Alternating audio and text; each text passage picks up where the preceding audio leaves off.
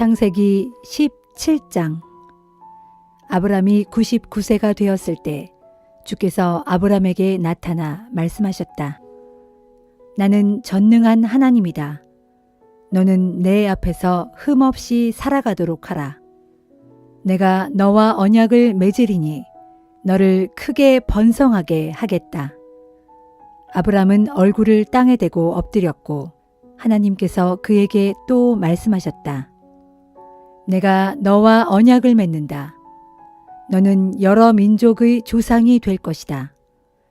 이제부터는 네 이름을 아브람이라고 부르지 말고 아브라함이라고 하여라. 내가 너를 여러 민족들의 조상으로 세웠다는 뜻이다.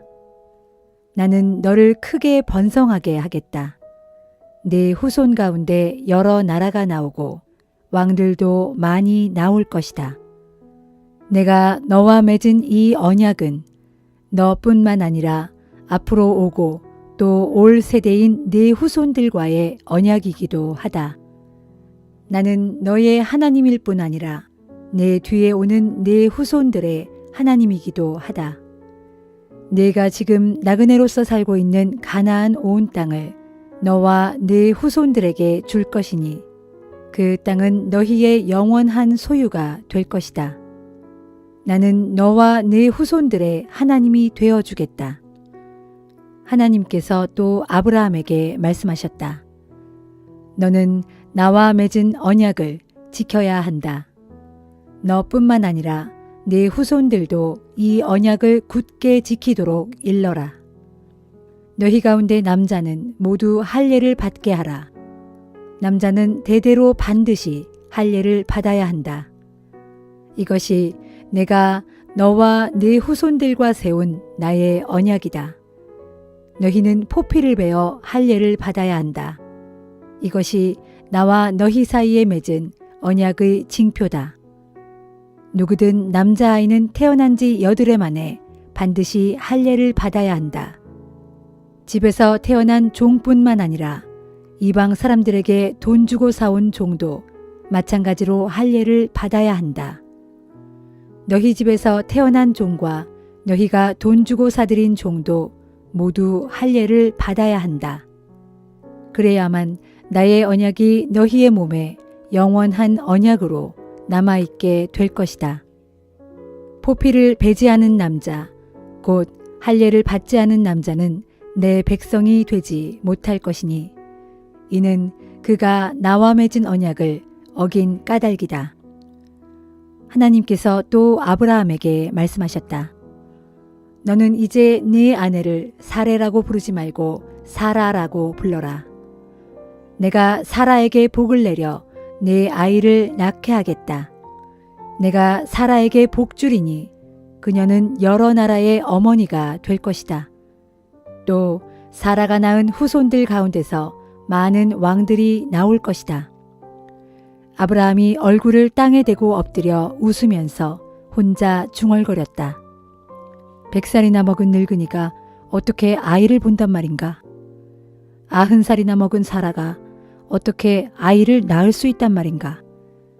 그래서 아브라함이 하나님께 아뢰었다. 이스마엘이나 하나님의 복을 받으면서 오래 살았으면 좋겠습니다. 하나님께서 아브라함에게 말씀하셨다. 아니다. 내 아내 사라가 반드시 내게 아들을 낳아줄 것이다. 그 아들이 태어나거든 이름을 이삭이라고 지어라. 나는 그와 언약을 세울 것이다. 이 언약은 이삭뿐만 아니라 이삭의 후손들에게도 영원토록 이어질 것이다. 내가 이스마엘을 얼마나 아끼는지 잘 알았다. 내가 이스마엘에게도 복을 내려 그로 많은 자식을 낳게 하고 그의 후손들이 크게 불어나게 할 것이다. 이스마엘에게서 12부족의 지도자가 나올 것이다. 나는 이스마엘이 큰 나라를 이루도록 해주겠다. 내년 이맘때 사라가 내게 이삭을 낳아주게 되면 내가 이삭과 언약을 맺을 것이다. 하나님께서는 아브라함에게 말씀을 다 하시고 그를 떠나 올라가셨다. 바로 그날에 아브라함은 하나님께서 이르신 대로 다 행했다. 아브라함은 아들 이스마엘뿐만 아니라 집에서 태어난 종과 돈을 주고 사온 종에 이르기까지 온 집안 남자들의 포피를 베어 할례를 받게 했다. 아브라함이 할례를 받은 때는 99세였다. 아브라함의 아들 이스마엘이 할례를 받은 때는 13세였다. 아브라함과 그의 아들 이스마엘은 이렇게 같은 날에 함께 할례를 받았다. 집에서 태어난 종과 이방 사람에게서 돈을 주고 사온 종을 포함하여 아브라함 집안의 모든 남자들이 아브라함과 함께 할례를 받았다.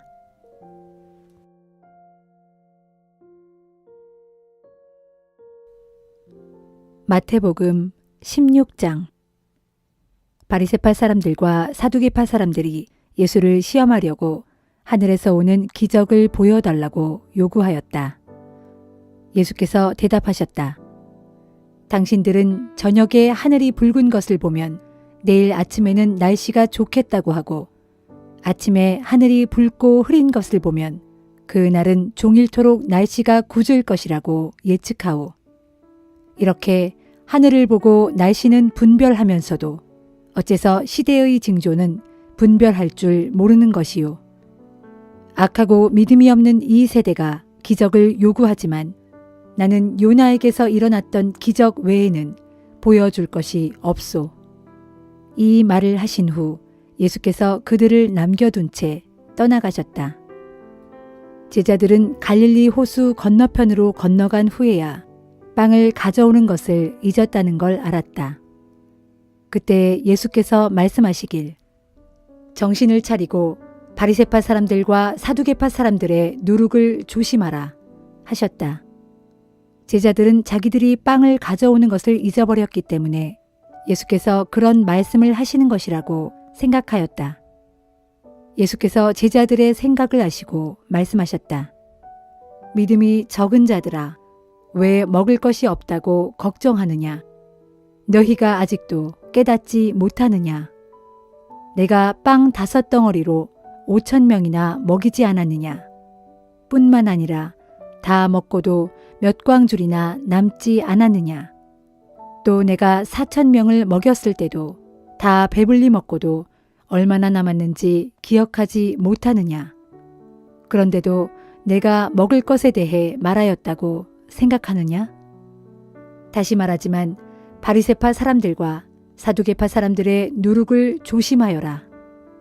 그제야 제자들은 예수께서 말씀하신 누룩이 바리새파와 사두개파 사람들의 잘못된 가르침을 뜻한다는 것을 깨달았다.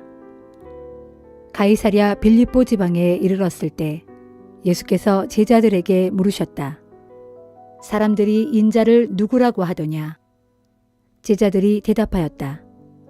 어떤 사람들은 세례 요한이라 하고 어떤 사람들은 엘리야라 하고 또 어떤 사람들은 예레미야나 예언자 중에 한 분이라고 합니다. 그러면 너희는 나를 누구라고 생각하느냐? 예수께서 다시 제자들에게 물으시자 시몬 베드로가 대답하였다. 주님은 그리스도이시며 살아계신 하나님의 아들이십니다. 예수께서 말씀하셨다. 요나의 아들 시몬아, 네가 참으로 복되구나. 네가 그렇게 말한 것은 사람의 생각에서 비롯된 것이 아니라 하늘에 계신 내 아버지께서 너에게 알려주신 것이다. 내가 네게 말한다. 너는 베드로다. 내가 이 반석 위에 내 교회를 세우리니 어떤 죽음의 세력도 그것을 이기지 못할 것이다. 내가 하늘나라의 열쇠를 너에게 주겠다. 무엇이든 네가 땅에서 매면 하늘에서도 매일 것이고 네가 땅에서 풀면 하늘에서도 풀릴 것이다. 그러고 나서 예수께서는 자신이 그리스도라는 것을 다른 사람에게 알리지 말라고 제자들에게 당부하셨다. 그때부터 예수께서는 자신이 예루살렘에 올라가실 일과 거기서 자신에게 일어날 일들에 관해 제자들에게 말씀하시기 시작했다. 예수께서는 자신이 유대인 지도자들인 장로들과 대제사장들과 율법 교사들에게 많은 고난을 받은 후 그들의 손에 죽었다가 사흘 만에 다시 살아날 것임을 제자들에게 알려주셨다. 이에 베드로가 예수를 붙잡고 간절히 말렸다. 주님, 절대 그럴 리가 없습니다. 주님께 그런 일이 일어나서는 결코 안 됩니다. 그러자 예수께서 베드로를 돌아보시며 말씀하셨다. 사탄아, 내 뒤로 썩 물러가라. 너는 하나님의 일은 생각하지 않고 단지 사람의 일만 생각하는구나. 그런 다음 예수께서 제자들에게 말씀하셨다. 누구든지 나를 따르려거든 자기를 버리고 자기 십자가를 져야 한다. 누구든지 자기 목숨을 보존하려는 사람은 그 목숨을 잃을 것이요. 나를 위해 자기 목숨을 버리는 사람은 그 목숨을 얻을 것이다. 온 세상을 다 얻는다고 해도 자기 목숨을 잃어버리면 무슨 소용이 있겠느냐? 목숨의 가치를 무엇과 비교할 수 있겠느냐? 장차 인자가 아버지의 영광에 둘러싸여 자기 천사들을 거느리고 올 터인데 그때 인자는 각 사람이 행한 대로 갚아줄 것이다. 내가 진정으로 너희에게 말한다. 여기 서 있는 사람들 중에는 죽기 전에 인자가 자기 나라의 왕으로 오는 것을 볼 사람도 있을 것이다.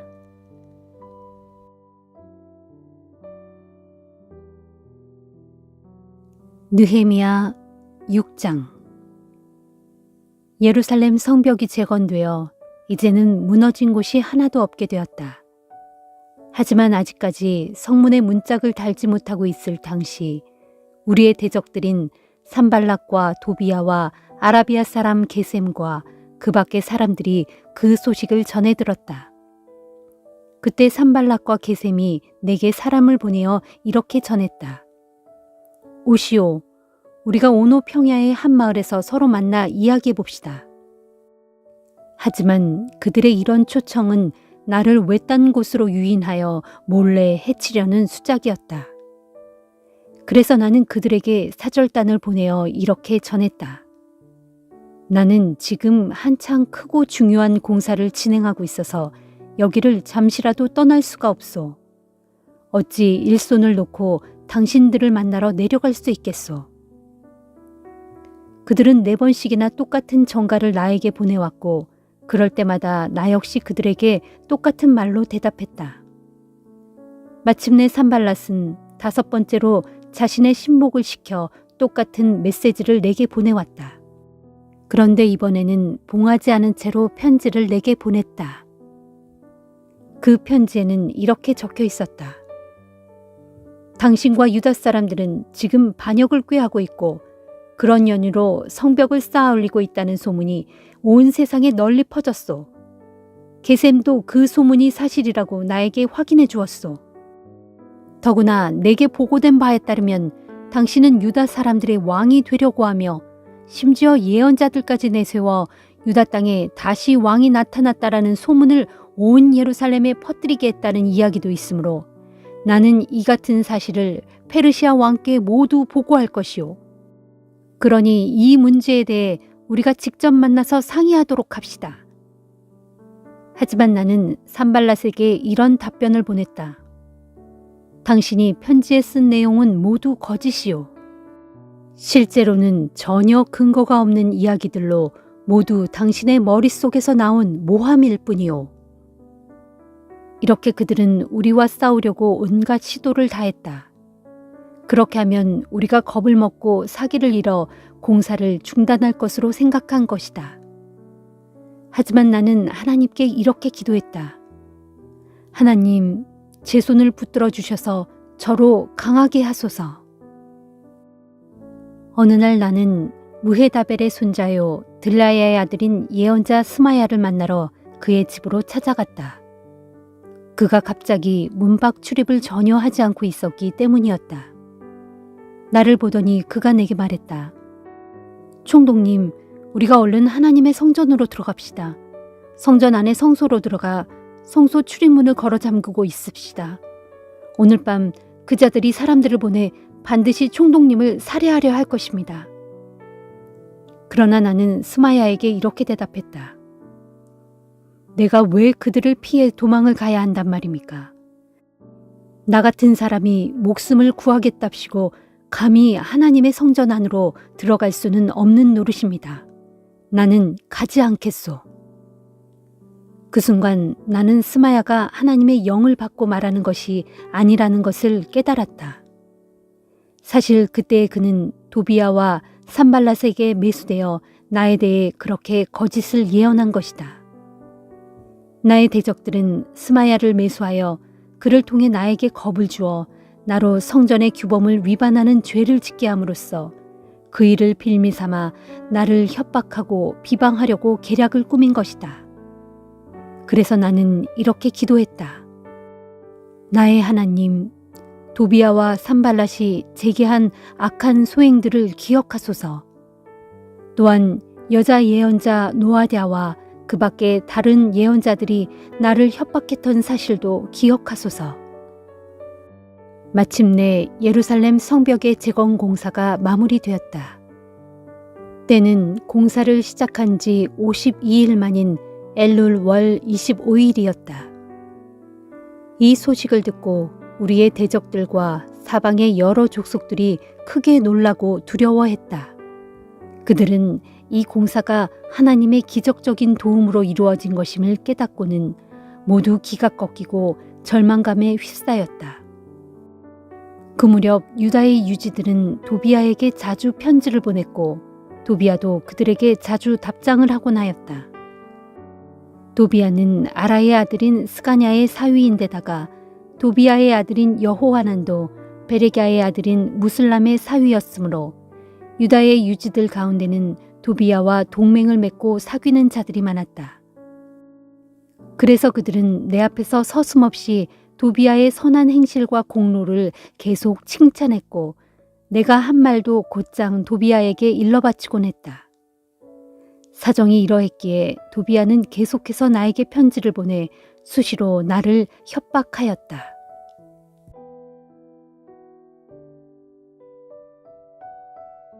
사도행전 16장.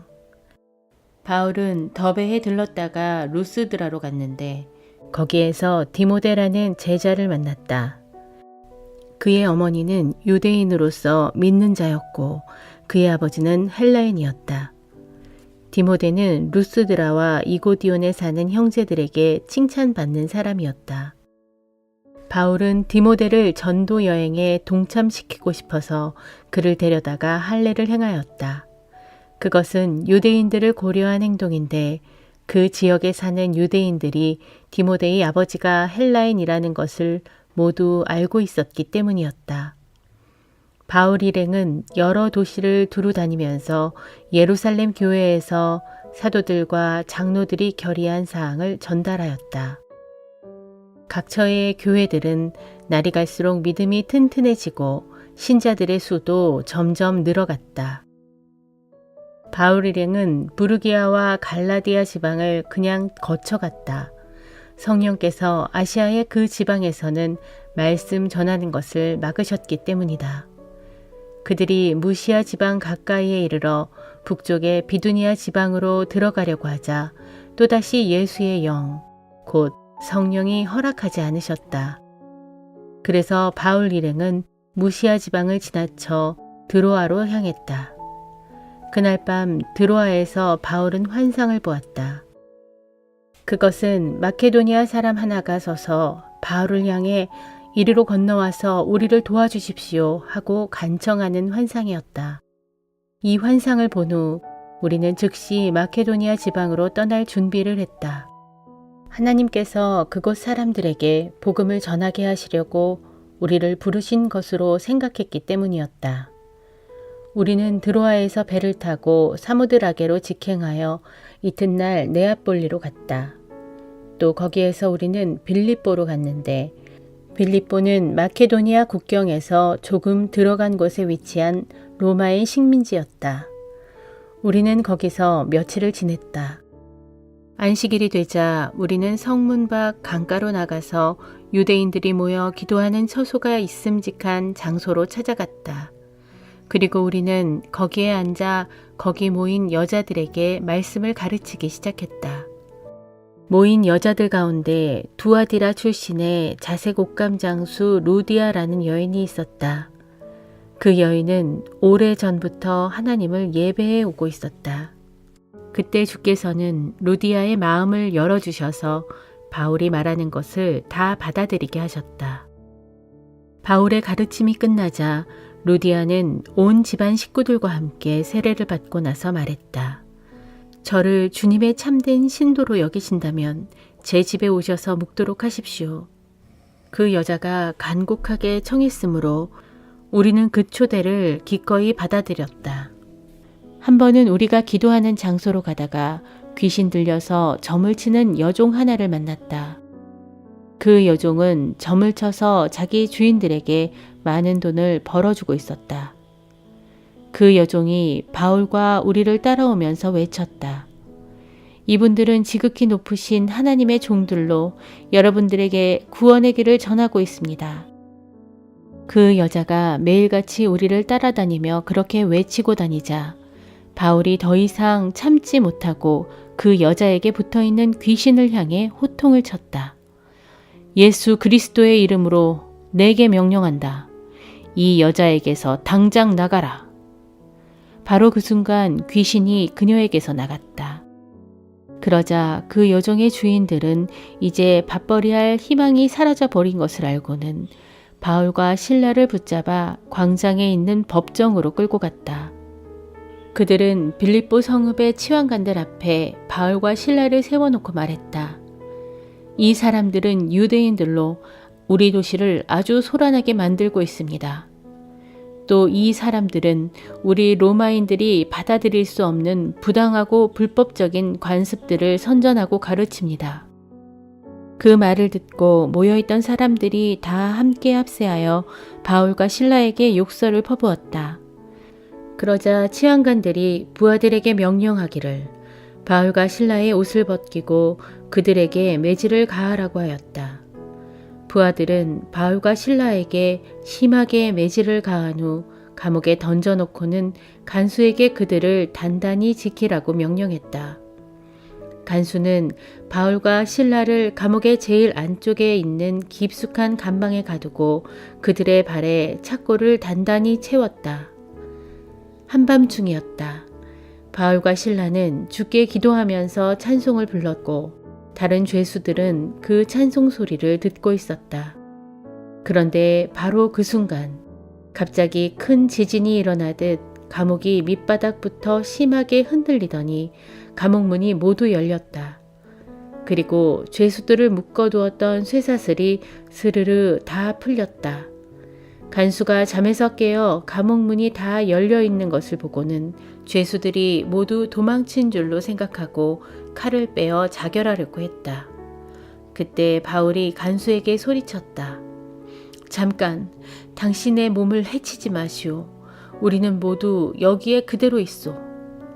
간수는 등불을 가져오게 하여 지하 감방으로 달려 내려온 후 온몸을 떨면서 바울과 실라 앞에 엎드렸다. 그런 뒤 간수는 두 사람을 밖으로 데리고 나오더니 이렇게 물었다. 선생님들, 어떻게 하면 저도 구원을 얻을 수 있겠습니까? 두 사람이 대답했다. 주 예수를 믿으세요. 그러면 당신과 당신의 온 가족이 구원을 얻을 것입니다. 이렇게 해서 두 사람은 간수와 그 사람의 온 집안 식구들에게 주님의 복음을 전했다. 밤이 깊은 그 시각, 간수는 두 사람의 상처를 잘 씻어준 후 즉시 온 식구와 더불어 세례를 받았다. 간수는 두 사람을 자기 집으로 데려다가 정성껏 음식을 대접하였다. 그는 자신과 온 가족이 하나님을 믿게 된 것을 무척 기뻐했다. 날이 밝자 치환관들은 경비병을 보내어 두 사람을 석방하라고 통고했다. 간수가 바울에게 말했다. 치환관들이 당신과 실라를 풀어주라고 명령했습니다. 이제 가셔도 됩니다. 평안히 가십시오. 그러나 바울이 말했다. 그들은 로마 시민인 우리를 재판도 하지 않은 채 군중 앞에서 채찍으로 때리고 감옥에까지 쳐넣었습니다. 그런데 이제 와서 슬그머니 우리를 내보내려 하다니요. 그렇게는 안 됩니다. 그들이 직접 와서 우리를 호위에 가라고 하시오. 경비병들은 이 말을 치환관들에게 보고했다. 그러자 치환관들은 바울과 실라가 로마 시민이라는 말에 그만 가슴이 덜컥 내려앉았다. 그들은 곧장 감옥으로 달려가 두 사람을 위로하고 달랬다. 그런 뒤 감옥 밖으로 두 사람을 호송해 나가더니 두 사람에게 이 도시를 떠나달라고 요청했다. 빌립보 감옥에서 나온 후 바울과 실라는 루디아의 집으로 가서 신도들을 만나 그들을 위로하고 격려했다. 그런 뒤 우리는 빌립보를 떠났다.